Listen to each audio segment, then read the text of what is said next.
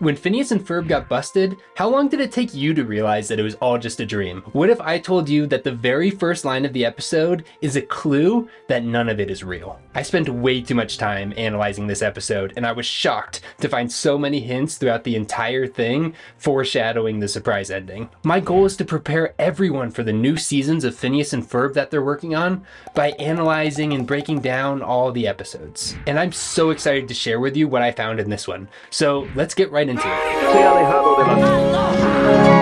Welcome back to Channel 626. I'm Mitchell, and this is a breakdown of Phineas and Ferb Get Busted. It all starts with Phineas and Ferb working on what they call the flying car of the future today. The flying car of the future today! And right off the bat, this is a reference to Westworld, where they tout the vacation of the future today. The vacation of the future today. Okay, like I mentioned, the first lines they speak are the first clue that something isn't quite right. Phineas says, "Hey Ferb, have you seen Bolt 473? Hey Ferb, have you seen Bolt number 473? And we can flag this as a clue that it's all just a dream because Phineas and Ferb never make mistakes like this during their creations. Also, the music playing at the very beginning of the episode sounds a lot like the song My Undead Mummy. Let me tell you about my buddy, he's 3,000 years old. Candace, meanwhile, is waiting for her mom to get home so that she can bust the boys. When Linda pulls up, Candace rushes off to go get her, but then comes back for just a quick moment to say, "Oh, great and magical being who maketh all things magically vanish before Mom sees them, knock it off!" And I think this is funny because she starts in a reverent tone before reverting back to her normal brash self when she says, "knock it off." Also, Candace and Stacy do something very similar in the Phineas and Ferb Across the Second Dimension movie, where they even go so far as to make a shrine to the mysterious force in the backyard. In both instances, they actually seem to work, but both characters go on to not remember it. Because in this case, obviously, it's a dream that Candace is having, but her mom does eventually bust the boys in this episode. And in the movie Across the Second Dimension, they do see dimensional rifts forming in the backyard, but they eventually have their memory erased. Linda gets dropped off by Vivian, who is Isabella's mom. She's actually the only one from the Garcia Shapiro family that we see in this episode because Isabella never shows up. This, just like basically everything else, can be explained away by the fact that this is all just a dream. It looks like they were out fishing, and Linda says, "See you next Tuesday for totem pole carving." I wouldn't have pegged Linda as an outdoorsy type of person, but maybe she joined like an adult equivalent of the Fireside Girls or something. Anyway, Candace drags her to the backyard to see the boys' creation, and as usual, Linda's looking the opposite direction so she doesn't see anything at first. This fools the audience because we think she's gonna miss it just like she always does. But this time she actually sees it, and when she does, she is utterly bewildered. The boys fly past her in their flying car, and Linda's anger starts to bubble up. Also, here's hint number 2 that this is all just a dream, because the boys are actually flying the car. And in other episodes that involve driving, like The Fast and the Phineas, they use a remote to drive the car because they don't have their permits yet. And then the episode does a really cool thing with the framing of the shot where the camera seems to tilt so that we can kind of feel the disorientation and rage building up in Linda. She calls the boys down and scolds them, saying it's the most dangerous thing she's ever seen. But Phineas and Ferb defensively point out that 1, they were wearing helmets, 2, they had all their building permits in order, and 3, they even asked their mom that morning for permission to modify the car. But Linda thought they were talking about a toy car. When Linda doesn't buy it, Phineas is taken aback, saying, "We do this kind of stuff every day." And at those words, Linda completely loses it, hearing Candace's voice in her head about tons of the boys' previous antics, including, "Phineas and Ferb built a roller coaster," from Roller Coaster. "Phineas and Ferb are one-hit wonders," from Flop Stars. "Phineas and Ferb carved my face into Mount Rushmore," from Candace Loses Her Head. "Phineas and Ferb are driving cattle," from The Magnificent Few. "Phineas and Ferb built a giant treehouse robot," from Tree to Get Ready. "Are promoting a boxing match," from Raging Bully. "Built a beach in the backyard," from Lawn Gnome Beach Party of Terror. "Built a time machine," from It's About Time. "Built a ski resort," from Swinter. "Are directing a movie," from Lights Candace Action. "Built a circus," from Jerk du Soleil. "Built a haunted house," from One Good Scare Ought to Do It. "Built a giant sundae maker," from I Scream, You Scream. "Are getting the band back together," from Dude, We're Getting the Band Back Together. And finally, "Phineas and Ferb are in my large intestine," from Journey to the Center of Candace. I want a quick plug right here to say that I have breakdowns of all of those episodes except 3 on my channel already, so make sure to go check those out. Here's another clue that this is a dream, particularly Candace's. Linda tells Candace, "But you were telling the truth. I'm so sorry." You're the best daughter any mother could dream of having. But in reality, I'm sure that Linda already thinks that Candace is an amazing daughter without busting the boys. This definitely feels to me like the type of compliment that Candace would dream up. Then Lawrence comes out and pulls a Mr. Incredible. Oh, my word, that is impressive. They caught you on tape and you still got away with it? Whoa!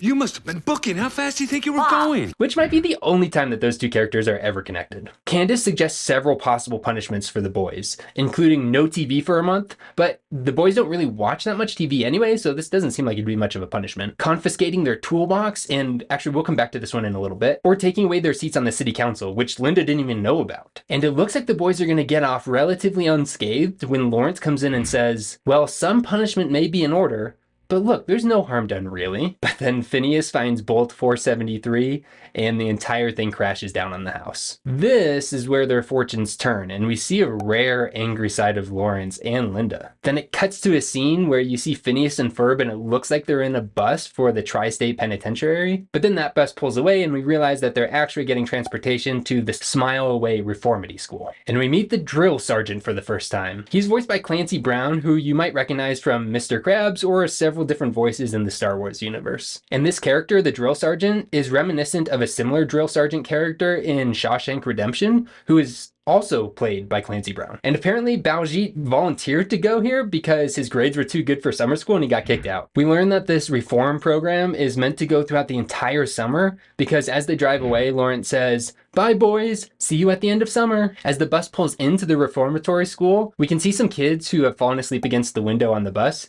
and we've all been there, right? Everyone gets their head shaved, except Baljeet's already ahead of the curve and wore a wig. Then Phineas and Ferb turn their bed into a Ferris bed, and the sergeant makes them clean the bathroom with toothbrushes, which is just gross on so many levels. But a little hard work won't stop these guys from having fun.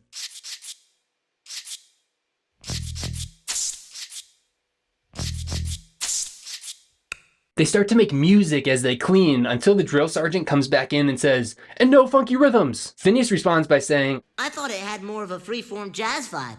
and this actually comes back in the end credits where they play this song again, but this time Phineas remarks, No, Ferb, he's right. That was a little funky. Next, we see Phineas Ferb and Baljeet being forced to watch anti-creativity propaganda, and here again we get another clue that this is a dream. The video says, "Good boys don't make anything but their sisters happy." Of course, this is far too specific of a line to be used in like a general video meant for any student, and so it makes us think that this is specifically in Candace's dream. Baljeet then vocalizes what every Harry Potter fan who's read the books and seen the movies has said at one point in their life. The book was so much better.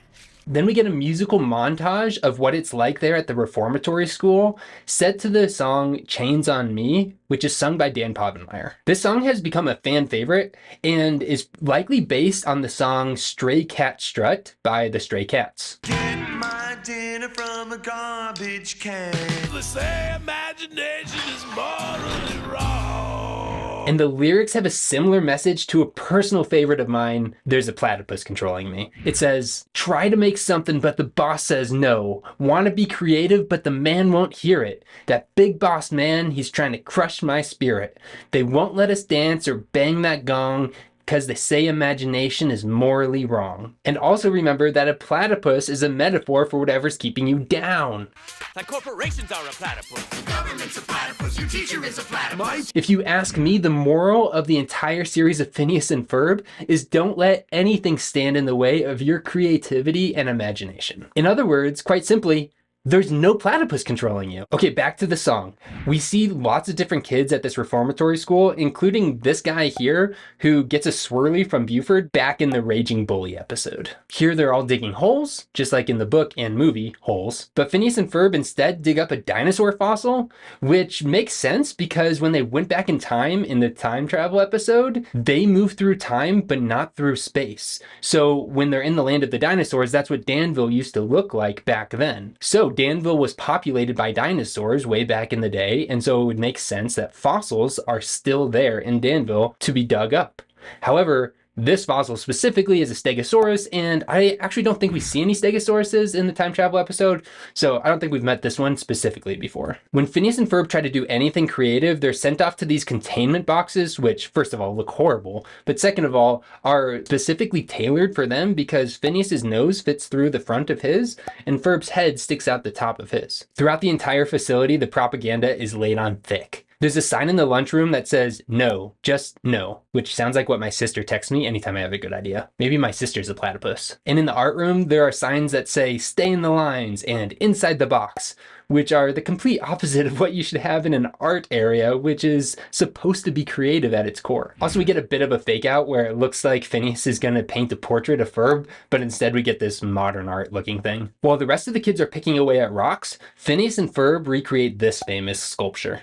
And their behavior training continues as the sergeant sprays them with water every time they reach for a tool or try to say, "I know what we're going to do today." The drill sergeant claims he finally broke them, and you know what? I think he actually did based on what happens the next time we see the kids. In fact, the next time we see them, Candace is trying to break them out. So let's catch up with what she was doing this whole time. Candace was so excited to finally have busted the boys, she starts living her best life with both Jeremy and Stacy, doing all sorts of things like hang gliding, dancing, and horseback riding, and so much more. In fact, at one point we see Candace jump over several red double-decker buses on a water ski, which is reminiscent of the famous Evel Knievel stunt. But later, after looking longingly out the window and not seeing Phineas and Ferb in the backyard, she trips over Ferb's toolbox. And this is the same toolbox that we saw at the very beginning of the episode, what the boys were using to build the flying car, and also the one that she recommended taking away as punishment for them. And it comes up again later in the episode. Candace then starts reminiscing about all the time she spent with Phineas and Ferb, while Stacy sings the song Little Brothers. Little brother.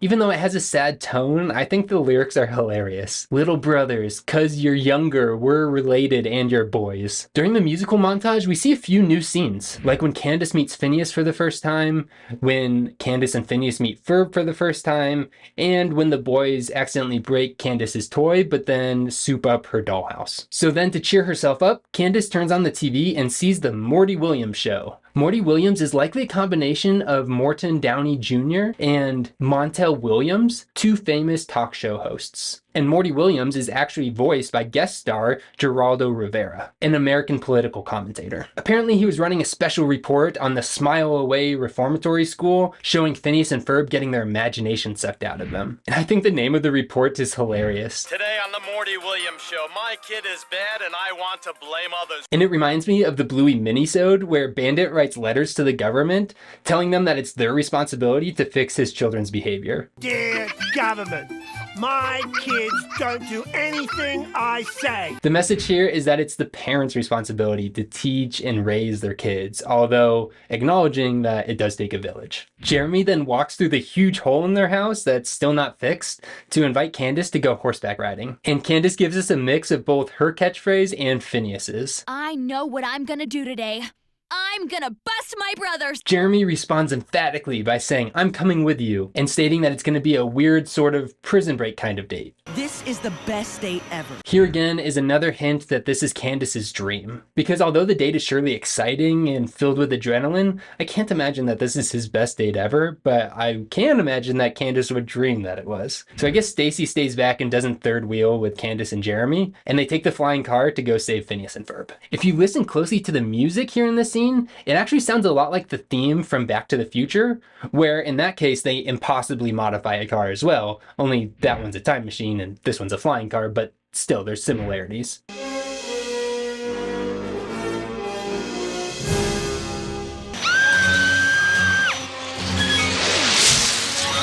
Candace then remarks, The flying car of the future today is pulling a bit to the right. which is a callback to an earlier line in the episode. The flying car of the future today is still pulling a bit to the right. And here's another clue that this is Candace's dream, because in other episodes, Candace doesn't have her driver's license yet, just a permit to drive with her parents in the car.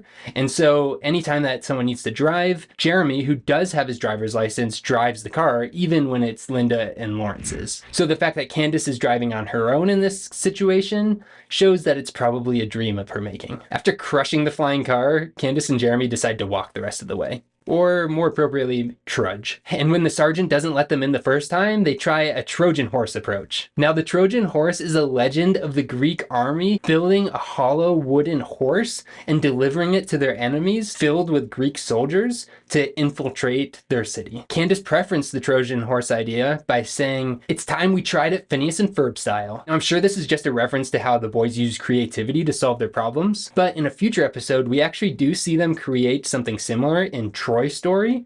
They do a Trojan platypus. But chronologically, that happens in the future, so I'm pretty sure that's not what they're referencing here. But Candace clearly doesn't understand the Trojan horse strategy because the wooden statue that they carve is just a statue of herself and Jeremy, and so immediately they're rejected right away. But she doesn't give up. She comes back, this time with the wooden sculpture of the sergeant. But the problem here is that in the sergeant's vanity, he already has too many of these and can't even fit it. The drill sergeant says, I'm gonna have to get a bigger yard. which is a clear reference to the line in Jaws. You're gonna need a bigger boat. Even though the sergeant doesn't accept the gift, Candace and Jeremy are able to get in past the walls as they climb through the top, but then they get trapdoored down into the dumpster full of hair. This is actually where they find Baljeet's wig and hair clippings that they can use as a mustache disguise. So Candace's fourth attempt to get in, she's nothing if not persistent, is to dress up as Morty Williams. This time it actually works, even though the sergeant says, Hey, aren't you a little female to be Morty Williams? to which I say, yeah, why isn't Jeremy the one in the Morty Williams disguise and Candace be the one who holds the camera? But oh well, it works. Phineas and Ferb then emerge from these lockers, which reminds me of how their robots emerge from the robot building machine back in iRobot. Candace then tries to spring a getaway, but the boys have really actually changed because they don't follow her. Meanwhile, we hear the sergeant going on, saying the school was founded in 1993 by a fellow Australian, which is probably just a random bit of trivia, but I do want to call out that there is another Australian in the show that shows up in Primal Perry in season 4. His name's Liam McCracken, and he's a platypus hunter who tracks down Perry and Doof, but there's no way that he's the one who helped found the school. He's just too young for that, I think. So they have to distract the drill sergeant and pick up the boys and run out with them. Meanwhile, Linda and Lawrence get a letter from the city council for Phineas and Ferb, and it softens their heart. Lawrence admits to not yet having the flying car changed back into a normal car, and I can't help but think of Mr. Weasley and his flying car. Your sons flew that enchanted car of yours to Surrey and back last night. Did you really? How'd it go? You supposed to get that changed back to normal? Yes, but you must admit, it's pretty cool. And when Lawrence and Linda get to the school to pick up the boys, they see Candace dressed as Morty Williams running past them with Phineas and Ferb. And I think this announcement made over the intercom system is hilarious because it basically just turns into a classic TV commercial. Attention all personnel! 2 students have escaped with the help of Morty Williams, syndicated daytime talk show host. Weekday mornings, take local listings for time and channel. Meanwhile, the real Morty Williams steps out of his trailer and says, "Those zombified brats are making me rich," before getting tackled by the guards and the dogs. And even though he was innocent in this specific situation, it does kind of serve him right for maniacally getting rich based on kids' torture. And I love this gag of the dogs and the guards just dogpiling anything that has a wig and a mustache. When they make it back to the destroyed car, Candace gives that same toolbox that I pointed out earlier back to the boys to try to convince them to fix the car. And we get this line from Candace. You two can do anything! And that's why I've always been secretly proud to be your older sister! Which, remember, is actually Perry dreaming about Candace dreaming. So we can take this to mean that this is the lesson that Perry thinks that Candace should learn. Then we get a Lion King moment with the wrench. And just when everything looks hopeless, Perry emerges from the ground fighting Doofenshmirtz on this spider thing. This is the only time we see Doofenshmirtz in this episode, and one of the only times we see Perry. It's one of the rare instances where there's not a Perry B plot happening throughout the whole thing. Agent P then looks and smiles knowingly at the kids, and we're immediately suspicious of what's going on. Then the spider leg kicks the sergeant off the cliff. And at this point, if you haven't realized that it's a dream, you will shortly because it's about to go off the rails. Phineas is juggling corn dogs. Linda and Lawrence turn out to be being puppeted by Baljeet, who's actually being puppeted by a talking zebra who calls Candace Kevin. Also, this talking zebra showed up in the Ballad of Badbeard and again in several future episodes. He always calls Candace Kevin for some reason, and Candace says that she actually sees him all the time, so better get that checked. But out of all this, the thing that really tipped off Candace that it's a dream is that Jeremy gets down on one knee and proposes to her. The reveal here that it's all just a dream is very similar to the TV show Dallas, where an entire season is revealed to be just a character's dream. Candace wakes up relieved that it didn't actually happen, and discusses it with her family over breakfast. Notice here that Phineas is eating bacon and eggs. We'll come back to this in just a minute. And I love how Candace pulls her punches while describing to her parents how Jeremy proposed to her. A classic teenage move. Jeremy comes over and says certain things. Linda responds by telling Lawrence, "Go grab my journal, this is comedy gold." A reference to what she said to Candace at the beginning of the episode. All those journals I've filled with an eye towards stand-up comedy. And Phineas says, "Hey Ferb, we should build a device that projects your dreams like a movie. I'd love to see what Perry dreams about." Which is funny because we're currently in one of Perry's dreams. Maybe this is Perry in his dream, manifesting his desire to communicate with Phineas and Ferb. And when they deduce Perry's secret identity as a spy, their house is infiltrated by SSSN agents. SSSN probably stands for Super Secret Spy Network, just like it did in the time travel episode. But that was for a TV channel, and this one's for human agents, so just a little confusing. The agents say, "Hut, hut, hut, hut," as they break in, just like in the Blues Brothers.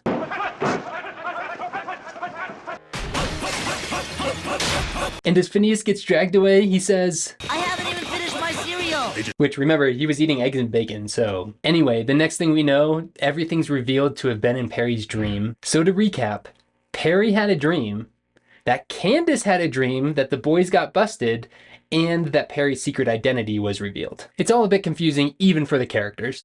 Actually, I think my dream was inside of Perry's dream. My mind is blown. All right, let's hit the running gags in this episode. Hey, aren't you a little female to be Morty Williams? Well, you know what they say. The camera adds masculinity. Yes.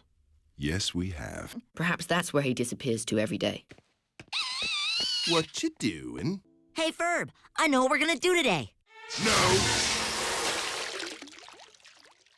I know what I'm gonna do today. I'm gonna bust my brothers Didn't you already do that? out. Bust my brothers out. Hey, Ferb, I know what we're gonna do today. Hey, No, Ferb, what? no. Hey, Ferb, I know what we're gonna do today. Hey! Where's the flying car of the future? Today! Oh, there you are, Perry. Thanks so much for joining me on this breakdown. They're currently developing new seasons of Phineas and Ferb. So if you want to be prepared to fully appreciate those episodes, make sure to check out my other breakdown videos and subscribe to the channel so don't miss any of the future ones. But remember, most importantly, there's no platypus controlling you. There's no platypus controlling me! Well, it counts. It doesn't matter. Real